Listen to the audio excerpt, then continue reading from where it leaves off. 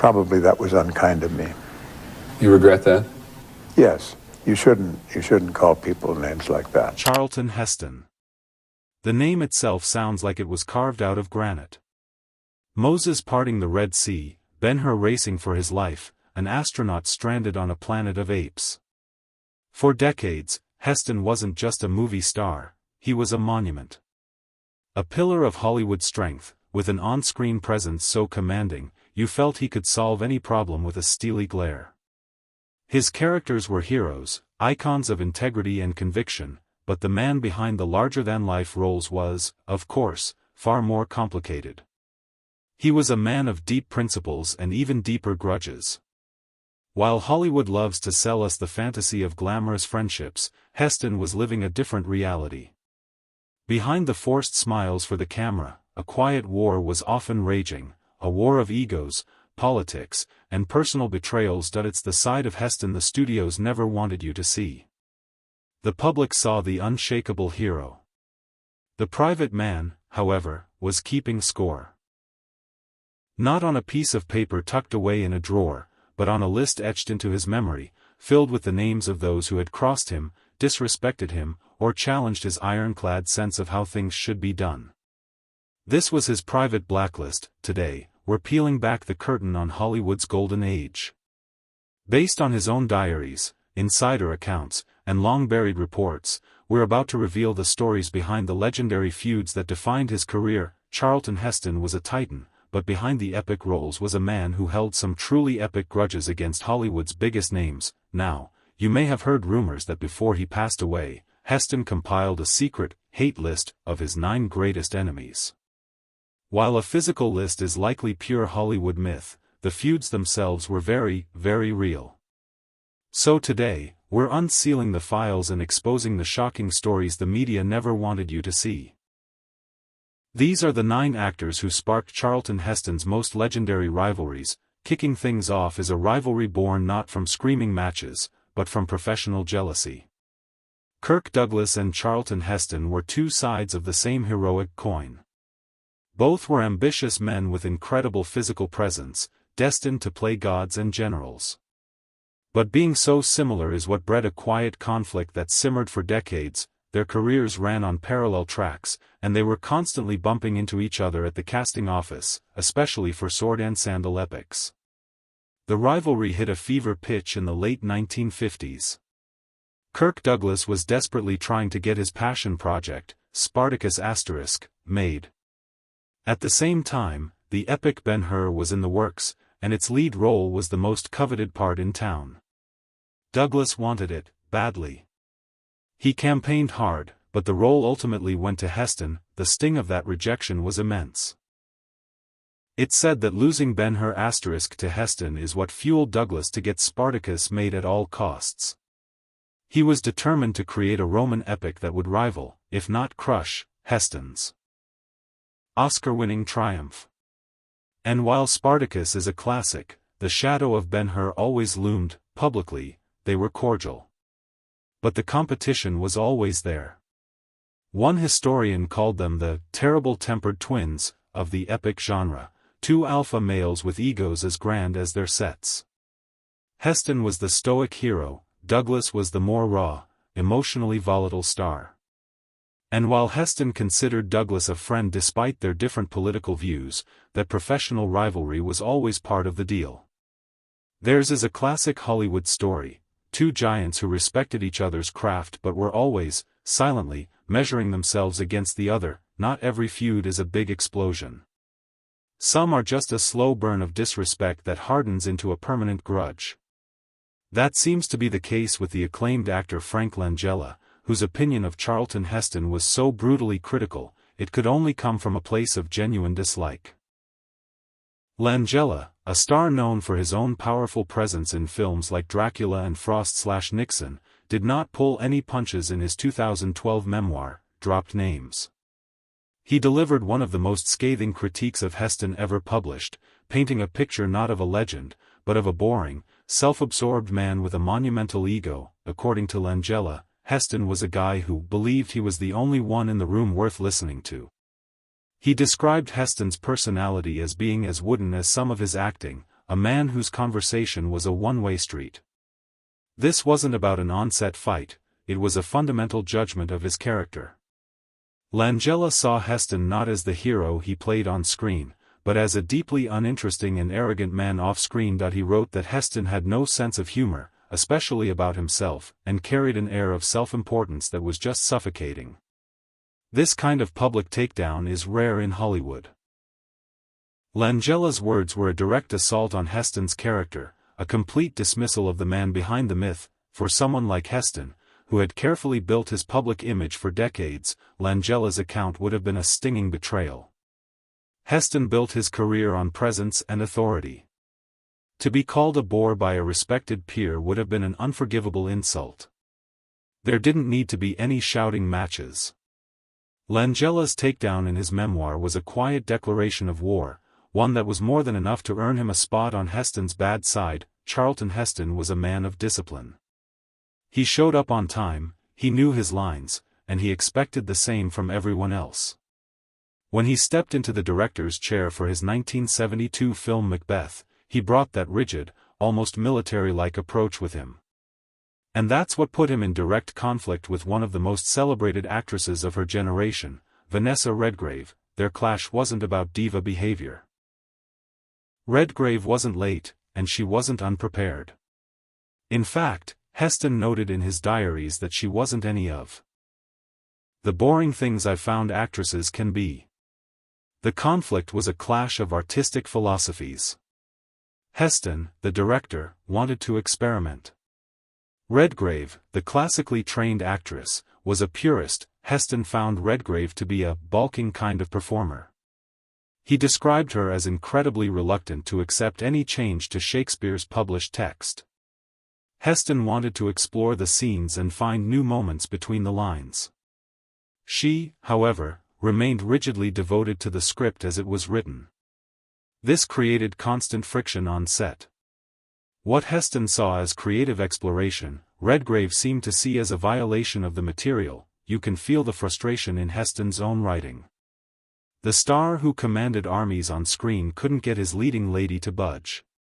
This wasn't about ego, but about creative control. He was the director, yet he felt his vision was being handcuffed by his star's inflexibility. What's fascinating is that despite their battles, Heston repeatedly called her the greatest living actress. He recognized her immense talent even as her process was driving him crazy.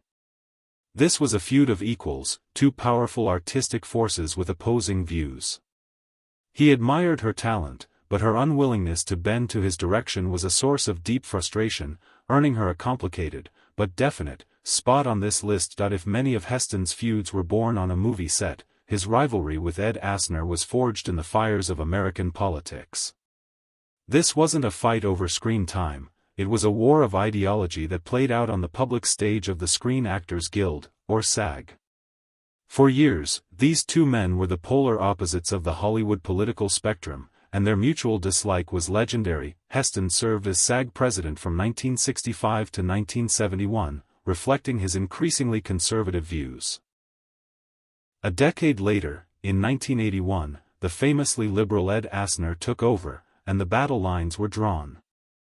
Asner's presidency was actively progressive, which was totally at odds with Heston's worldview.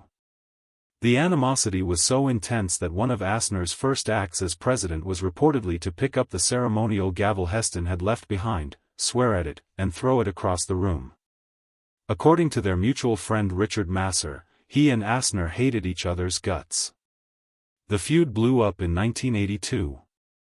Asner, speaking as a private citizen, helped raise money for medical aid for rebels in El Salvador. Heston pounced on this, publicly slamming Asner for not separating his personal politics from his role as president of a diverse union. Heston led a charge of actors who were furious with Asner's activism. The war of words got personal. Asner publicly called Heston a Reagan stooge. Heston, with dry sarcasm, shot back, "I can't complain about Mr. Asner's remarks. He last called me a scumbag, and now I'm a stooge. Obviously I'm doing better." When Asner's popular show, Lou Grant, was cancelled soon after, many speculated that the controversy, fanned by Heston, had made the show too toxic for the network. This was more than a disagreement. Heston, the symbol of traditional American strength and conservatism, saw Asner as a radical who was politicizing their union. Asner, the passionate progressive, saw Heston as a reactionary mouthpiece for the political establishment. For Heston, Ed Asner wasn't just a rival, he was a political enemy, and that made all the difference. All right, we're only halfway through our list, and the rivalries are already heating up. From professional jealousy to pure political hatred, the stories behind Charlton Heston's feuds are more dramatic than any movie he ever made. But the biggest names and most shocking stories are still to come. Before we get to the top 4, make sure you hit that subscribe button and ring the notification bell. You won't want to miss how this story ends and all our other deep dives into the hidden history of Hollywood.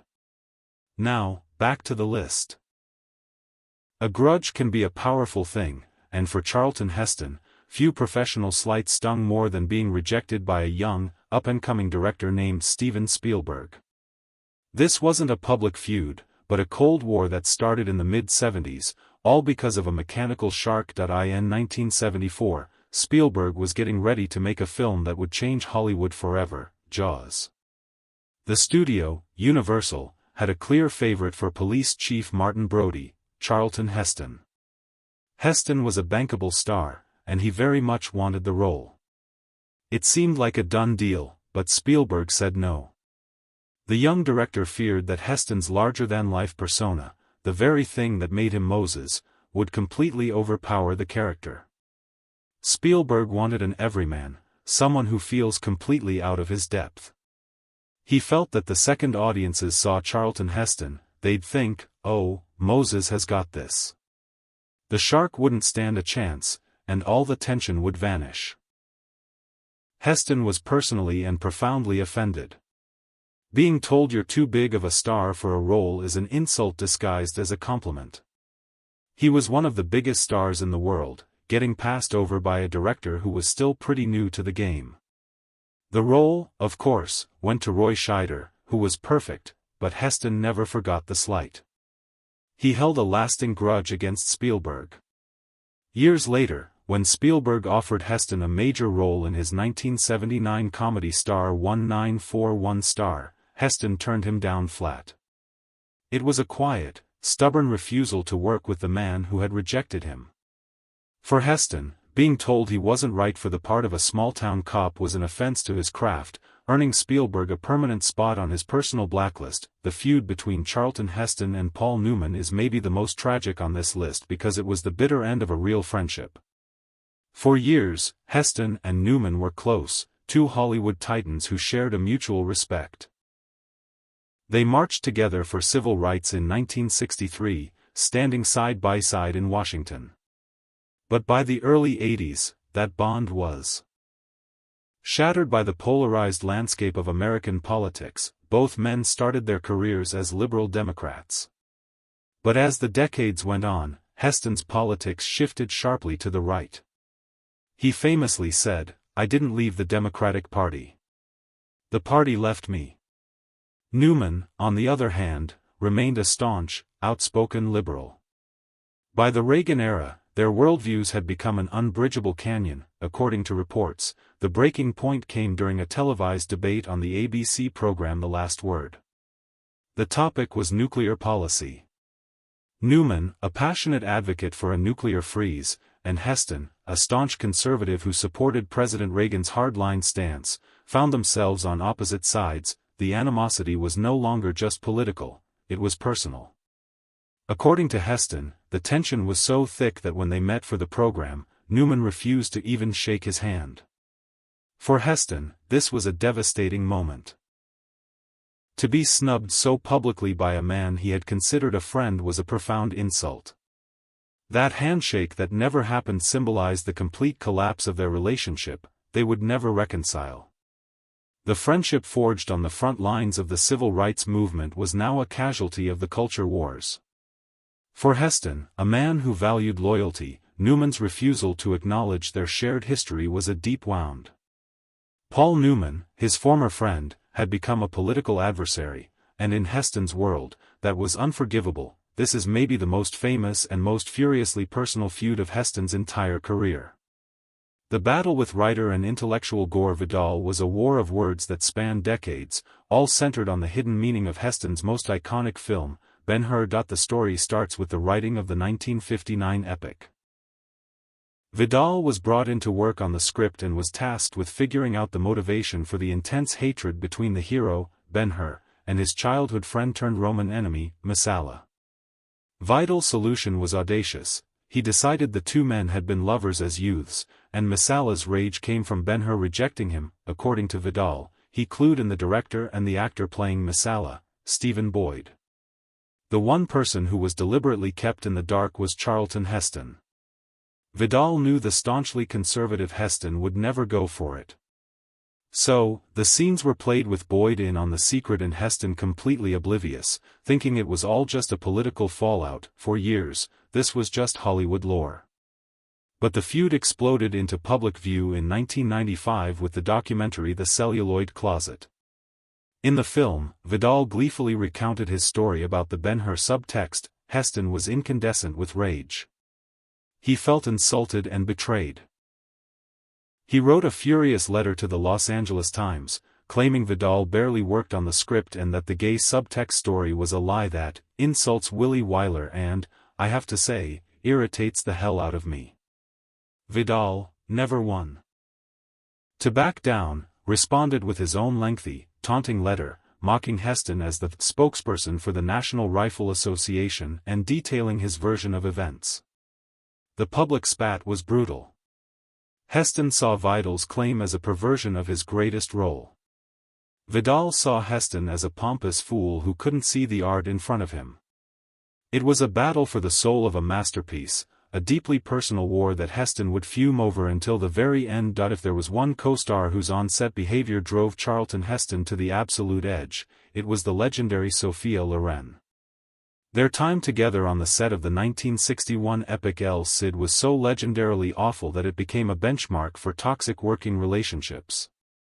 This wasn't about politics, it was a primal clash of work ethics. From the start, the production was tense. Heston was a model of discipline. Loren, according to Heston and others on set, was chronically late. For the impatient Heston, waiting around day after day was maddening. But it didn't stop there. Loren, an international star, insisted on script changes to expand her role.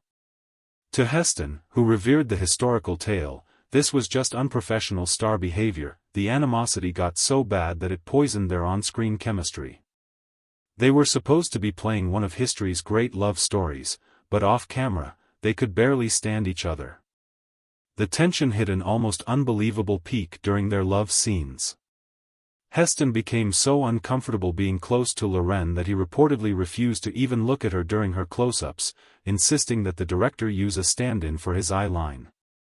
This is an unheard-of level of hostility between two romantic leads. Rumors even swirled that Heston was put off by Loren's alleged habit of eating garlic-heavy dishes before their scenes. The fallout was immediate and lasting. Heston made it clear he would never work with her again. The next year, he nearly dropped out of a film just because she was attached to it. For Heston, Sophia Loren embodied everything he couldn't stand in a co-star: a lack of discipline and a diva-like sense of entitlement. She wasn't just a difficult colleague, in his eyes, she was the ultimate on-set nemesis. If the feud with Sophia Loren was a raging fire, the conflict with Ava Gardner on the set of 1963's 55 Days at Peking was a full-blown inferno. This was, by Heston's own account, the single worst working relationship of his career. Ava Gardner, at that point in her life, was a force of nature, a whirlwind of chaos, beauty, and hard living, and she brought that storm directly to the set in Spain. The problem started immediately. Heston, a man who viewed his work with sacred seriousness, was horrified by what he saw. Gardner was frequently late, often intoxicated, and seemed to have zero regard for the filmmaking process. He chronicled the chaos in his journals, with one entry reportedly noting, "Ava showed up 3 hours late today, reeking of gin. Working with her was A daily battle against pure unprofessionalism, the stories from the set are legendary. One day, Gardner just vanished. Heston allegedly found her in the streets, using a red cape to play matador with local taxis, a moment of beautiful chaos that was driving her co-star and producers insane. The situation got so bad that her part was reportedly rewritten to minimize her scenes. At one point, when Gardner couldn't remember her lines, Heston himself suggested giving her dialogue to another actor just to get the day's shooting done. He was pushed to his absolute limit. After filming wrapped, Heston told Photoplay magazine that working with Gardner was the most difficult experience of his career, yet, in a testament to Gardner's undeniable magic, Heston's memory of her softened over time. While he always maintained it was the worst professional experience he ever had, his most vivid memory wasn't the chaos on set, but that final image of her playing matador in the streets of Madrid. But that poetic image couldn't erase the memory of the pandemonium she caused. For Charlton Heston, the ultimate professional, Ava Gardner was the ultimate on-set nightmare, the undisputed #1 on his list of Hollywood rivalries. So, there you have it. From the professional jealousy of Kirk Douglas to the unforgettable chaos of Ava Gardner, these were the feuds that defined a side of Charlton Heston most people never saw. These stories paint a picture of a man far more complex than the stoic heroes he played on screen, a man of fierce loyalties and even fiercer grudges, who held himself and others to an unforgivingly high standard. But what about that central question? Did a physical hate list actually exist? The truth is, after sifting through biographies, interviews, and Heston's own extensive diaries, there's no credible evidence that a formal list of hated actors was ever written down. The idea of a secret hate list seems to be pure Hollywood mythology, a dramatic concept likely born from catchy headlines. No such document has ever been found. What is real are the feuds. The conflicts we've detailed today are well documented in Heston's own words and the accounts of those who knew him. The hate list is a dramatic framework built around a kernel of truth. And that truth is that Charlton Heston was a man who felt things deeply: loyalty, betrayal, respect, and disrespect. The list may be a myth, but the animosity was very, very real, a potent reminder that behind the silver screen, the dramas were often more intense and fascinating than anything captured on film. So what do you think? Which of these legendary feuds do you find the most shocking? Let us know in the comments below. And don't forget to like, share, and subscribe for more hidden stories from Hollywood's golden age. Thanks for watching.